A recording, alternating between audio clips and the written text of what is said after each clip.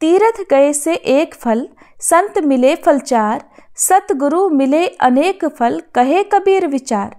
यानी कि तीर्थ करने से केवल एक पुण्य मिलता है, लेकिन संतों की संगति से पुण्य मिलते हैं और सच्चे गुरु के पा लेने से जीवन में अनेकों पुण्य मिल जाते हैं।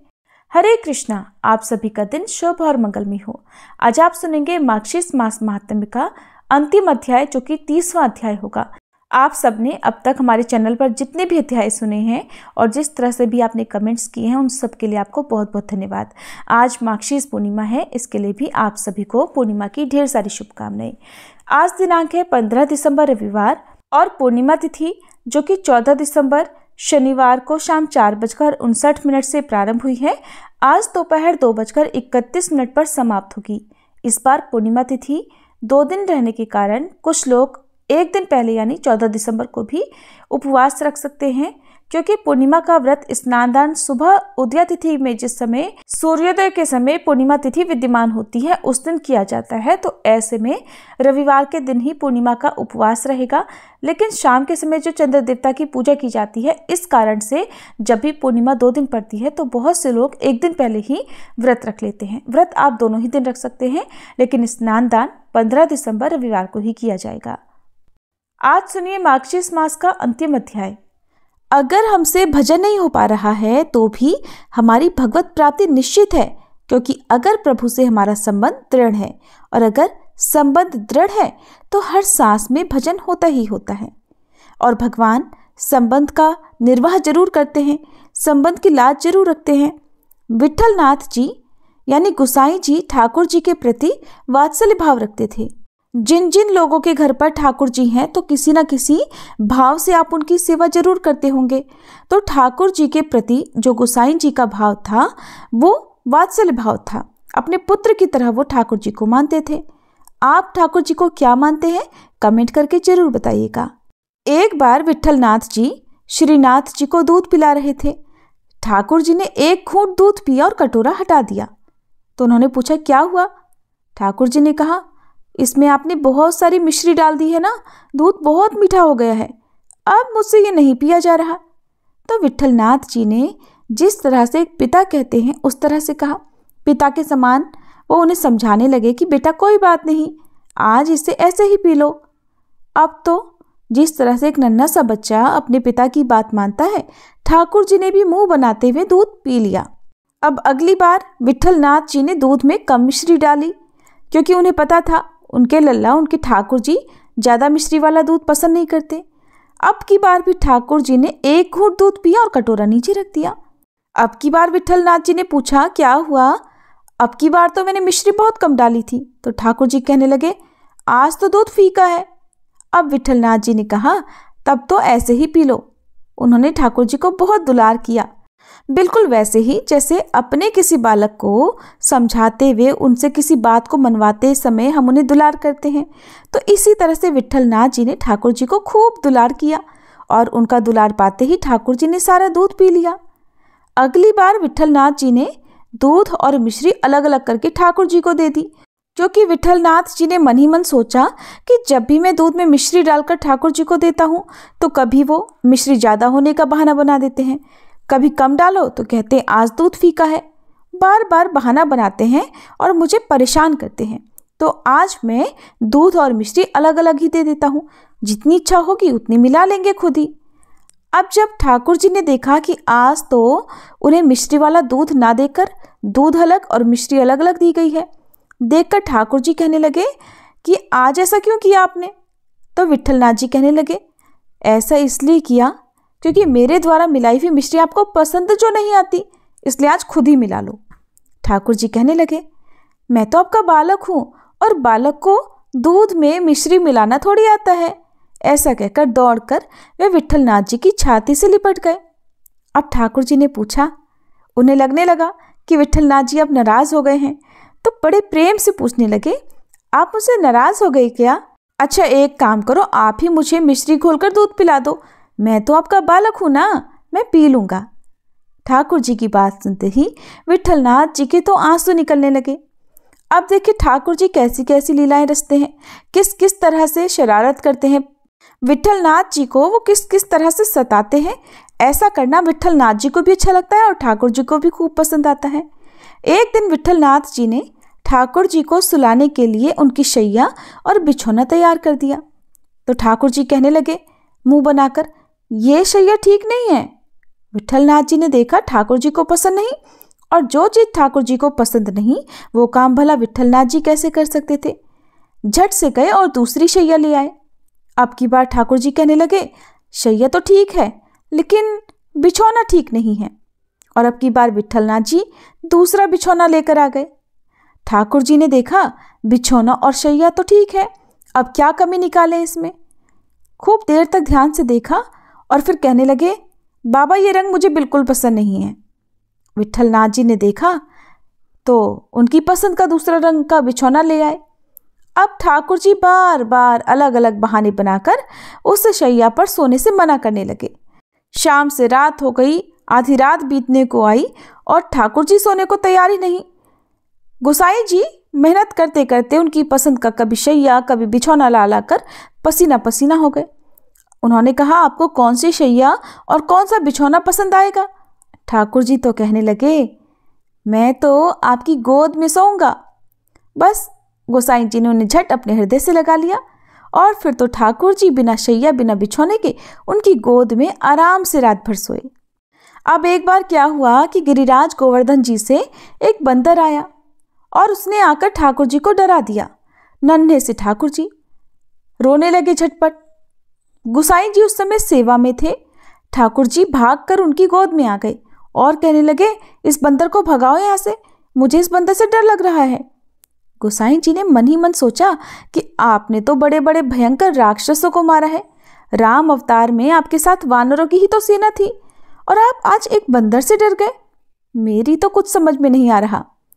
और जब गोसाई जी शयन करने गए तो ठाकुर जी ने सपने में उनसे कहा, देखो गोसाई जी, एक ही भाव रखो, एक म्यान में दो तलवार ठीक नहीं होती, एक म्यान में दो तलवार कभी आ नहीं सकती। अगर आपने मुझे पुत्र माना है ना तो फिर मुझे पुत्र ही मानो, और अगर आप मुझे भगवान मानोगे ना तो मैं फिर आपको ऐश्वर्य दिखाना शुरू कर दूंगा और ऐसा ऐश्वर्य दिखाऊंगा कि आप पार नहीं पा सकते। मैं तो आपका छोटा सा बालक हूं, तो बंदर से डर रहा हूं, मेरे इस डर को दूर कर दो ना। गोसाई जी झट नींद से उठे और उन्हें एहसास हुआ कि कैसे उनके ठाकुर जी ने बंदर से डरकर उनसे सहायता मांगी कि इस बंदर को भगा दो, मुझे इस बंदर से डर लग रहा है।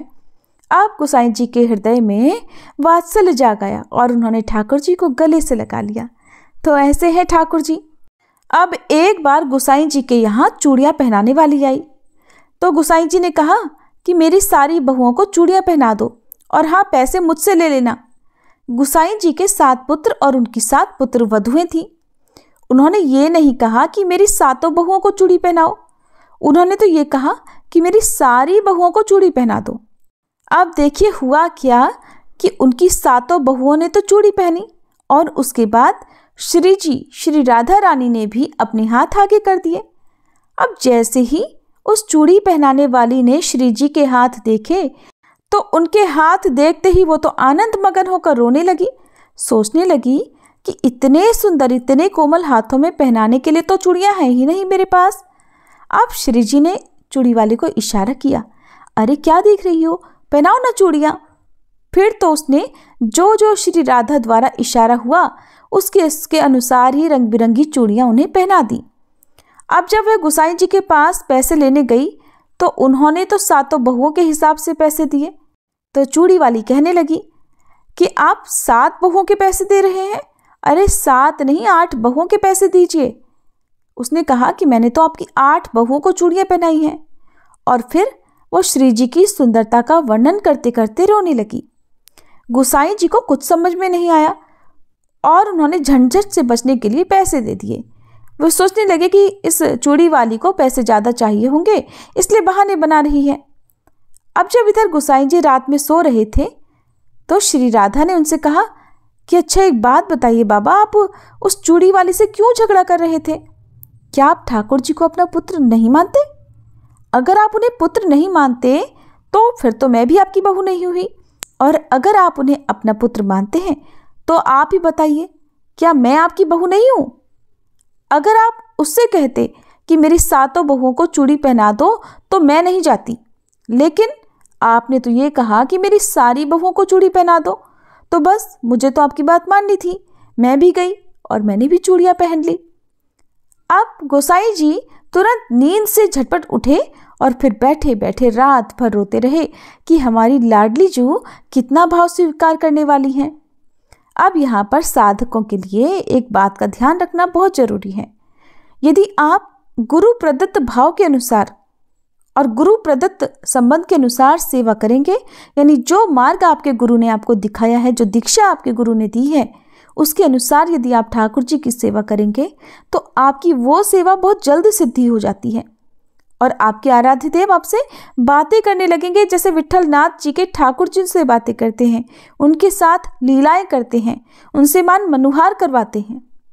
भक्त की हर बात को आराध्य देव हर क्षण सुन रहे हैं।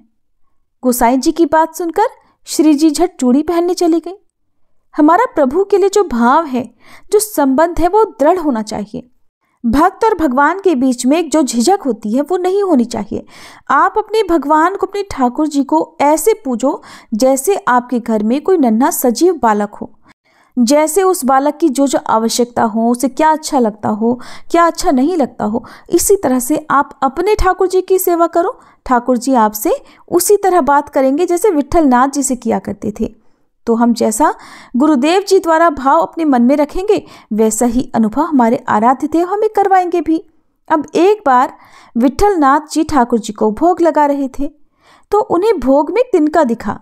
उन्हें बड़ा दुख हुआ कि ठाकुर जी की सेवा में इतनी लापरवाही हो रही है, और उन्होंने अपने लाडले ठाकुर जी की सेवा में हो रही असावधानी के कारण उन सब लोगों का त्याग करके संन्यास लेने का निर्णय कर लिया। उनकी ये बात सुनते ही सारे के सारे लोग दुखी हो गए और उनसे माफी मांगकर उन्हें रुकने को कहने लगे। अब वो ठाकुर जी से आज्ञा लेने गए तो ठाकुर जी बहुत उदास हुए, तो वो कहने लगे कि मुझे भी एक गेरुआ वस्त्र मंगा दो, मैं भी संन्यास लेकर तुम्हारे साथ ही चलूंगा, मैं तुम्हारे बिना नहीं रह पाऊंगा। अब तो गोसाई जी ने ठाकुर जी को गले लगा लिया। ठाकुर जी ने कहा कि अगर गले से लगा रहे हो तो मेरी भी बात मान लो, यहीं रुक जाओ। तब ठाकुर जी ने कहा, सेवा में हो रही गलतियों से, कमियों से मुझे तो कोई दुख नहीं हो रहा, तो फिर आपको क्यों दुख हो रहा है? तब गोसाई जी ने कहा कि आप मेरे पुत्र हो और मेरे लाला के भोग में तिनका भला कैसे आ सकता है? मैं तिनके वाला भोग आपको कैसे लगा सकता हूँ? बस ये बात हमें ध्यान रखनी चाहिए कि हम सिर्फ विग्रह की सेवा नहीं कर रहे हैं, आपके यहाँ तो साक्षात भगवान विराजमान हैं। आप उन्हें भोग लगाकर ऐसे ही ना छोड़ दें, उन्हें प्यार से रिक्वेस्ट करके खिलाइए, भोग ग्रहण करने के लिए आग्रह कीजिए। जब भोग ग्रहण कर लें तो आप उनसे पूछिए भी कि आज का भोग आपको कैसा लगा। हर दिन तरह तरह के भोग, हर दिन नया भोग आप उन्हें ग्रहण करवाइए और उनसे पूछिए कि आज का भोग कैसा था। तो एक ना एक दिन आपके ठाकुर जी आपको बदले में उत्तर भी देने लगेंगे। तो ये होता है भक्त और भगवान के बीच का संबंध, ये होती है सच्ची सेवा। और हमें भी इसी भाव से सारी सेवाएं बिना गलतियों के करनी चाहिए। विट्ठल नाथ जी श्री वल्लभाचार्य जी के दूसरे पुत्र थे। वल्लभाचार्य जी के गोलोक गमन के बाद उनके ज्येष्ठ पुत्र श्री गोपीनाथ जी आचार्य गद्दी पर बैठे। कुछ समय के बाद उनका भी गोलोक गमन हो गया। अब गोपीनाथ जी के पुत्र श्री पुरुषोत्तम जी जो अभी बाल्यावस्था में ही थे, तो विट्ठल नाथ जी को ही सारा कार्यभार संभालने को मिला। श्रीनाथ जी का सारा ऐश्वर्य और सेवा विट्ठल नाथ जी को संभालने को मिली। कृष्णदास जी जो कि वल्लभाचार्य जी के ही शिष्य थे, उन्होंने गोपीनाथ जी की पत्नी और पुत्र को समझा बुझाकर विट्ठल नाथ जी को सभी सेवाओं से निकलवा दिया और यहाँ तक कि मंदिर में उनका प्रवेश भी निषेध करवा दिया गया, यानी कि उनको मंदिर के अंदर तक आना मना हो गया। अब उन्होंने स्वयं गद्दी पर पूरा अधिकार कर लिया, ये उनसे बहुत बड़ा अपराध बन गया। इधर गोसाई जी को सब अधिकार छूट जाने का तो कष्ट बिल्कुल नहीं हुआ, लेकिन सेवा छूट जाने का उन्हें बड़ा भारी कष्ट हुआ। श्रीनाथ जी की सेवा और दुलार छूट जाने से उन्हें बहुत दुख हुआ। अगर किसी भक्त को आप दुख देंगे तो भगवान इसे बिल्कुल बर्दाश्त नहीं करते। अब गोसाई जी परसौली में जाकर रहने लगे। उन्होंने भी उस जगह का त्याग कर दिया। अब वे वहां तक आते जहां दूर से श्रीनाथ जी की ध्वजा दिखाई देती और वहां से मंदिर की तरफ देखकर रोने लगते। एक रामदास जी नाम के सेवक ठाकुर जी की सेवा में लगे हुए थे। वे गोसाई जी की परिस्थिति से परिचित थे। उन्हें सब कुछ पता चल गया था कि गोसाई जी के साथ क्या क्या हुआ है। हालांकि कृष्णदास जी ने उन्हें भी विठलनाथ जी से मिलने से मना कर दिया, फिर भी वो रोज कुछ समय निकालते और विठलनाथ जी को श्रीनाथ जी का पान बीड़ा प्रसाद में देते। गोसाई जी रोज अपने हाथों से ठाकुर जी के लिए फूलों का हार बनाते और ठाकुर जी को पहनाने के लिए रामदास जी को दे देते। अपनी दीनहीन हालत से वो रोज एक दैन्यता का श्लोक भी लिखते और रामदास जी से उसे ठाकुर जी को सुनाने को भी कहते। बादशाह अकबर को विठलनाथ जी के बारे में पता चला तो उसने श्री कृष्णदास जी को गिरफ्तार करने का आदेश दिया। ये सुनकर विठलनाथ जी ने अन्न और जल त्याग दिया। जब बादशाह अकबर को यह पता चला कि विठलनाथ जी ने अन्न और जल त्याग दिया है तो उसने श्री कृष्णदास जी को सादर छोड़ दिया। और जब श्री कृष्णदास जी को यह पता चला तो वह गोसाई जी के चरणों में आए और उनसे उन्होंने क्षमा मांगी। गोसाई जी गंभीर हो गए। अगर भक्तजन आप पर गुस्सा हो जाएं तो आप बच गए, लेकिन अगर वो गंभीर हो जाएं तो फिर आपको कोई नहीं बचा सकता। गोसाई जी अपने लाला की सेवा और दर्शन से दूर होने की वजह से गंभीर थे। अब विठलनाथ जी को पुनः सारी सेवाएं, सारे अधिकार और गद्दी प्राप्त हो गई। कृष्णदास जी की अंतिम लीला एक कुएं में गिरने से हुई और उन्हें गोसाई जी के प्रति किए गए अपराध की वजह से प्रेत बनना पड़ा। जब कृष्णदास जी प्रेत बन गए तो उनका कल्याण भी विठलनाथ जी ने ही किया था। ब्रज के मंदिरों में एक अनोखी परंपरा है। जब वहां पर कोई भी भक्त मंदिर के विग्रह के लिए माला लेकर जाता है तो वहां के पुजारी उस माला को विग्रह से केवल स्पर्श कराकर उसी भक्त के गले में वो माला पहना देते हैं। इसके पीछे दरअसल एक बड़ी प्रीतिकर कथा है। श्रुतियों के अनुसार बादशाह अकबर के समय की बात है। एक वैष्णव भक्त प्रतिदिन श्रीनाथ जी के लिए माला लेकर जाता था। एक दिन अकबर का सेनापति भी ठीक उसी समय माला लेने पहुंचा, जबकि माली के पास केवल एक ही माला शेष थी। वैष्णव भक्त और अकबर के सेनापति दोनों ही उस माला को खरीदने के लिए अड़ गए। इस धर्म संकट से मुक्ति पाने के लिए माली ने कहा कि जो भी अधिक दाम देगा मैं उसी को ये माला बेच दूंगा। अब दोनों ओर से उस माला को खरीदने के लिए बोली लगनी शुरू हो गई। जब माला की बोली अधिक दाम पर पहुंची तो अकबर के सेनापति ने बोली बंद कर दी। अब वैष्णव भक्त को अपनी बोली के अनुसार दाम देने थे। भक्त तो अकिंचन ब्राह्मण था, उसके पास इतना धन नहीं था, सो उसने उसके घर सहित जो कुछ भी उसके पास था सब कुछ बेच बाच कर दाम चुकाकर माला खरीद ली। अब जैसे ही उसने ये माला श्रीनाथ जी के गले में डाली वैसे ही उनकी गर्दन झुक गई। श्रीनाथ जी को झुके देखकर उनकी सेवा में जो भी पुजारी थे वो सब भयभीत हो गए। उनके पूछने पर जब श्रीनाथ जी ने सारी कथा उन्हें बताई और उस भक्त की तब सहायता करने को कहा। जब पुजारियों ने उस भक्त का घर सहित सारी व्यवस्थाएं पूर्ववत कर दी, पहले की तरह कर दी, सब कुछ उनके घर में भर दिया, तब जाकर श्रीनाथ जी सीधे हुए। तब से आज तक ब्रज में ये परंपरा है कि भक्त की माला श्री विग्रह को स्पर्श कराकर उसे ही पहना दी जाती है। किंवदंतियों के अनुसार यह घटना गोवर्धन स्थित जतिपुरा मुखारबिंद की है और ऐसी मान्यता है कि नाथ द्वारा में जो श्रीनाथ जी का विग्रह है वो इन्हीं ठाकुर जी का रूप है। हरे कृष्णा। आज की इन कथाओं के साथ ही आज मार्गशीर्ष मास महात्म्य समाप्त हुआ। आशा करती हूँ आज की ये सारी कथाएं आपको अच्छी लगी होंगी। आपको कैसी लगी वीडियो को लाइक करके कमेंट बॉक्स में जरूर बताइएगा और इन कथाओं को अंत तक सुनने के लिए एक बार फिर से आप सबका बहुत बहुत आभार। कल से आप हमारे चैनल पर पौष मास महात्म्य की कथाएं भी सुनिएगा।